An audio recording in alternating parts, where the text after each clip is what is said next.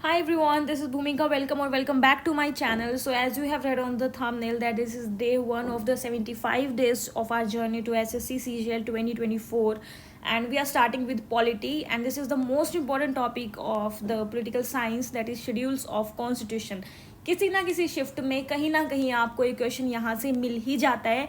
और अब अगर ना मिले तो ये मत बोलना, आपने तो बोला था बहुत इंपॉर्टेंट है, भाई मिलता है। पहले अगर मैं PYQs देखूं तो आता है यहाँ से कोई ना कोई क्वेश्चन, तो आज हम वही पढ़ लेते हैं। Firstly I let you know how to learn the schedules. तो इसकी बहुत ही कॉमन ट्रिक है, कुछ मैं नया नहीं बता रही हूँ। अगर किसी ने पहले पढ़ रखा है आप प्लीज़ इस वीडियो को मत देखिए, मत अपना टाइम वेस्ट कीजिए। और अगर कोई पहली बार देख रहा है सो या लेट्स स्टार्ट। तो हमारे जो जब कॉन्स्टिट्यूशन बना था, when the constitution was prepared and made, so उस टाइम पे जो शेड्यूल्स थे वो केवल 8 ही शेड्यूल्स थे, मैंने नीचे लिख भी रखा है। और अभी 4 और शेड्यूल्स ऐड कर दिए गए हैं, तो टोटल शेड्यूल्स हो गए हैं 12। ठीक है, अभी हम स्टार्ट करते हैं एक एक शेड्यूल से। I will elaborate also. So the first schedule is territories. Territories मतलब कि हमारी जो है 28 स्टेट्स हैं और 8 हमारी यूटीज़ हैं। उनके बारे में पूरी पूरी जो उनकी टेरिटरी है, बाउंड्रीज है, उसके बारे में बताया गया है फर्स्ट शेड्यूल में। देन सेकंड है अमोल्यूमेंट्स एंड सैलरीज। ठीक है, ये बताई गई हैं। और इसके सेकंड शेड्यूल के जो हैं वो हमारे पास 5 पार्ट हैं, A B C D and E। B जो है वो ऑमिट कर दिया गया है, तो उसके बारे में हमें नहीं पढ़ना। A C D and E के बारे में मैं अभी आपको बता देती हूँ। तो ए है, देखो आप ऐसे याद कर सकते हो, सबसे बड़ा कौन है कंट्री में, वो है प्रेसिडेंट एंड गवर्नर। तो उनकी सैलरी और अमोल्यूमेंट्स के बारे में पार्ट ए में बताया गया है शेड्यूल सेकंड के। गवर्नर कंट्री में नहीं, मतलब अपनी स्टेट में जैसे बड़ा है। ठीक है, तो वो मैं बता रही हूँ कि जो सेंटर में पावर प्रेसिडेंट के पास है वही सेम गवर्नर के पास है।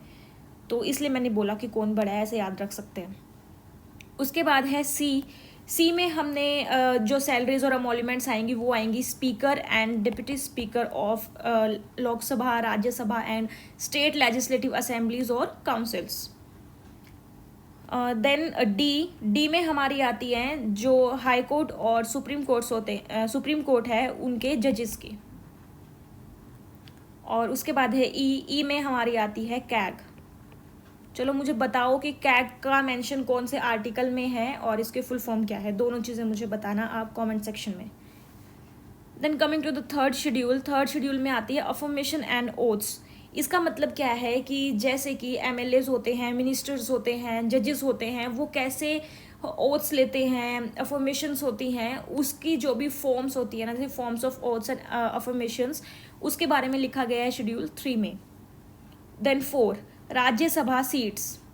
ठीक है, इसको याद करना है आपको ऐसे, टीयर्स ऑफ ओल्ड PM।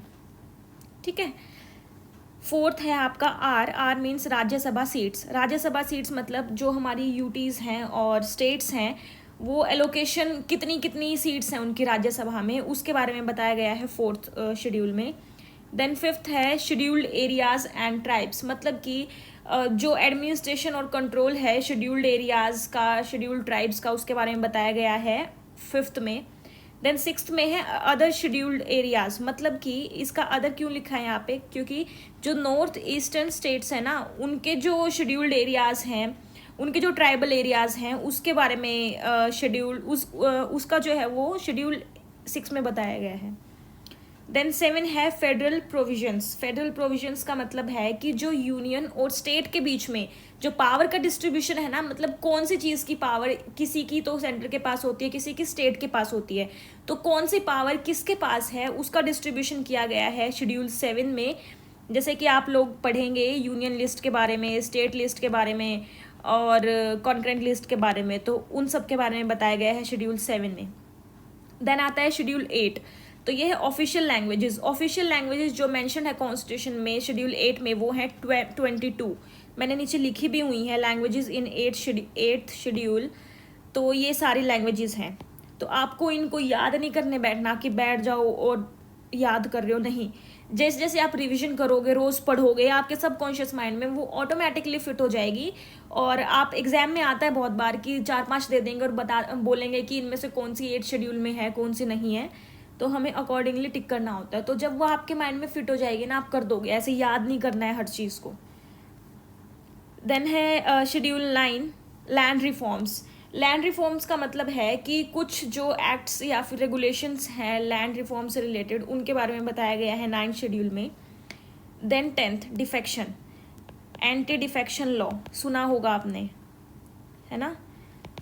तो इसमें 10th शेड्यूल में है वो सारे प्रोविजंस हैं जिनका यूज़ करके डिस्क्वालिफिकेशन होता है on the ground of defection. ठीक है, तो एंटी डिफेक्शन लॉ जो है वो आया था आपका 52nd अमेंडमेंट के ज़रिए।